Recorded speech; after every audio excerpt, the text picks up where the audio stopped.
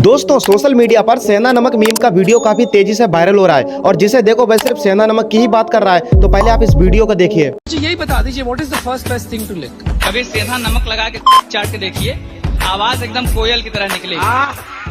लेकिन इस वीडियो में जो दिखाया गया है वो सही नहीं है। तो आखिर इस मीम की असली सच्चाई क्या है, आइए जानते हैं। दोस्तों एक कंपनी है लिक्स्टर्स, जिसके फाउंडर हैं परिमल कलिकर। वो अपनी कंपनी के फंडिंग के लिए शार्क टैंक इंडिया पर आते हैं और कंपनी को रिप्रेजेंट करते हुए निवेशकों को पैसा लगाने पर राजी करते हैं। लेकिन लोगों ने इसी वीडियो पर वॉइस ओवर करके सेंधा नमक शब्द का यूज किया और सोशल मीडिया पर गलत तरीके से मीम बनाकर वायरल कर रहे हैं। गाइस इतना ही नहीं, इंस्टाग्राम पर भी लोग अलग अलग तरह से मीम बनाकर रिप्रेजेंट कर रहे हैं। लेकिन जब मैंने उनकी ओरिजिनल वीडियो को देखा तो वहां पर उन्होंने सेंधा नमक शब्द का इस्तेमाल कहीं पर भी नहीं किया। गाइस आपको क्या लगता है कि इस शब्द का इस्तेमाल गलत तरीके से यूज करना कहां तक सही है? कमेंट करके बताइए। मिलता है नेक्स्ट वीडियो में।